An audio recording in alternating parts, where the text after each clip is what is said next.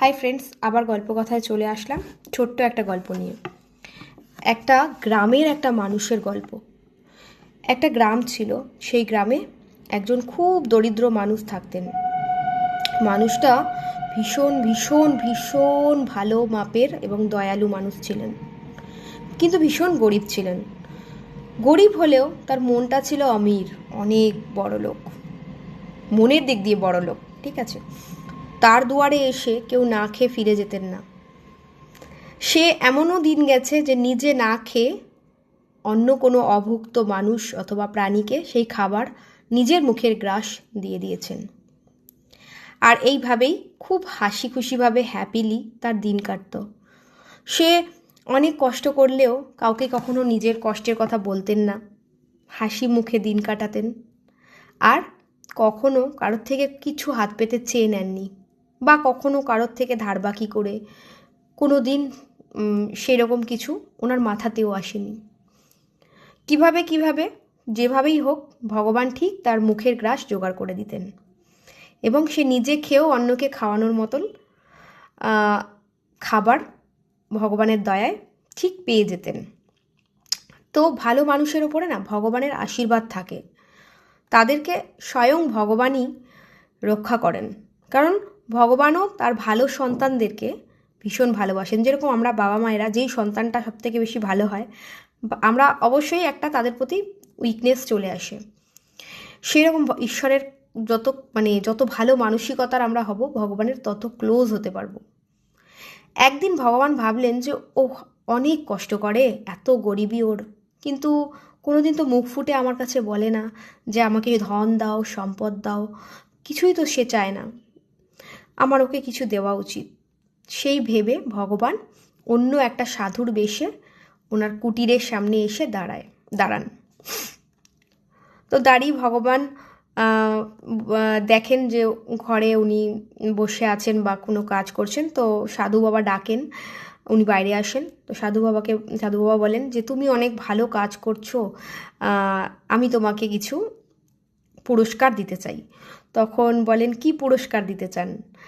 তখন সাধু বাবা বলেন যে আমি তোমাকে অনেক ধন সম্পদ দিতে চাই, যেই ধন সম্পদ দিয়ে তুমি সারা জীবন সুন্দরভাবে জীবন কাটিয়ে দিতে পারবে। 1 নম্বর, আর আপনি তোমাকে অপশান দিচ্ছি, প্রচুর বিদ্যা বুদ্ধি জ্ঞান দিতে চাই, যা দিয়ে তুমি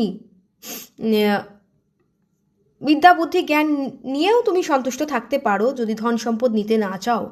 এই দুটোর মধ্যে তুমি কোনটা নিতে চাও, আমি তোমাকে সেইটাই দেব। তখন সেই মানুষটা বলে আমি বিদ্যা বুদ্ধি জ্ঞান চাই, আমার যেটুকু আছে তার থেকেও বেশি বিদ্যা বুদ্ধি জ্ঞান যদি আমি পেতে পারি, তাহলে তো আমি নিজেই ধন সম্পদ সব কিছু, মান মর্যাদা সব কিছু নিজের যোগ্যতায় তৈরি করে নিতে পারবো। অন্যের দেওয়া ধন সম্পদে আমি যদি নিজেকে ধনী বলি, সেটা তো কখনোই যুক্তিসঙ্গত বা ভালো হয় না। নিজের যোগ্যতায়, নিজের বুদ্ধি দিয়ে, নিজের বিদ্যা দিয়ে যদি আমি নিজের ধন সম্পদ বাড়িয়ে যদি কিছু ভালো করতে পারি, আর ধন সম্পদ বাড়িয়ে যদি কোনো ভালো কাজে সেগুলোকে আমি ব্যয় করতে পারি, জীবনের মানকে যদি আমি নিজের যোগ্যতায় উন্নত করতে পারি, এর থেকে ভালো আর কি হয়? তো এতে ভগবান অনেক তুষ্ট হলেন এবং ওনাকে আশীর্বাদ দিলেন। বিদ্যা বুদ্ধি জ্ঞানে পরিপূর্ণ হয়ে উনি নতুন নতুন আইডিয়া ওনার মাথায় আসতে থাকলো, নতুন নতুন কাজ মাথায় আসতে লাগলো।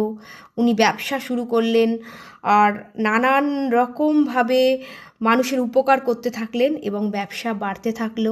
অনেক ধনী হয়ে গেলেন উনি। শুধু ধনী হলে হবে, ভালো মানুষ হতে হবে, ভালো ভালো কাজ করতে হবে।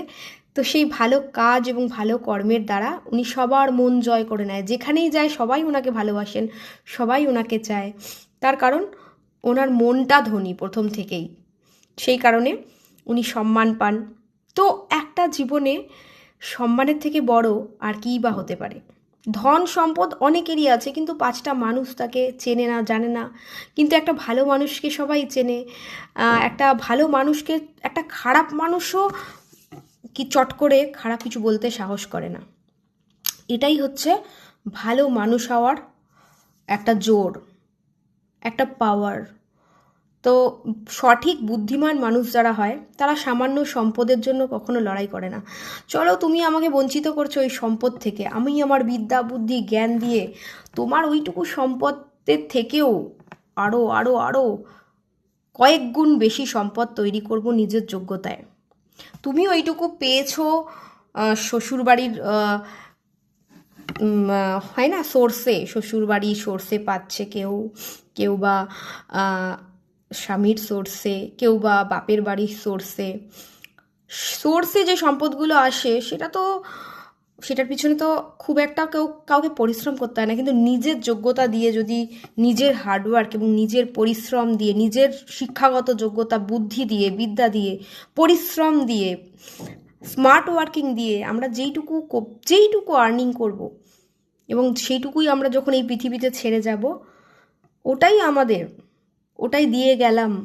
কারণ জন্ম তো আমরা সবাই নিই, কিন্তু আমরা কি কর্ম করে যাচ্ছি ওটা ফ্যাক্টর করে।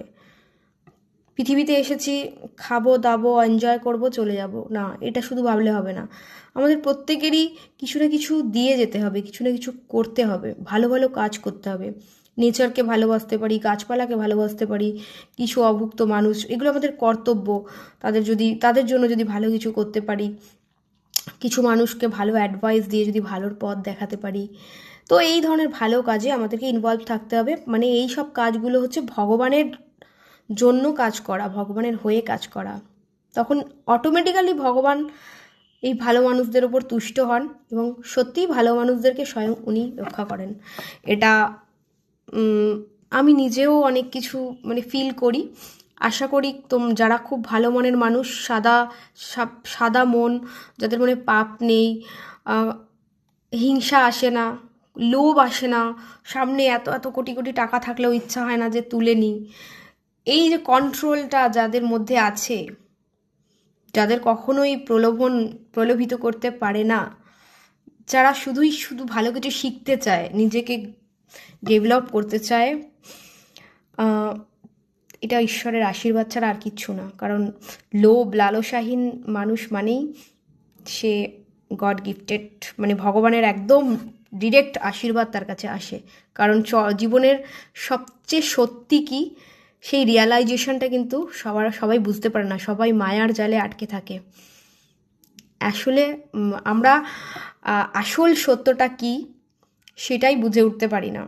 তার জন্যই কিন্তু চারিদিকে এত হিংসা রেষারেষি, আসলে কিছুই দরকার নেই এত হিংসা বা রেষারেষির, আসলেই দরকার নেই। আসলেই দরকার ভালো ভালো কর্মের মধ্যে নিজেদেরকে নিয়োজিত রাখা। যাই হোক, গল্পটা কেমন লাগলো লাস্ট অবধি কেউ যদি শুনে থাকো অবশ্যই জানিও। দেখা হবে তোমাদের সাথে আবার পরের ব্লগে। টাটা, হরে কৃষ্ণ।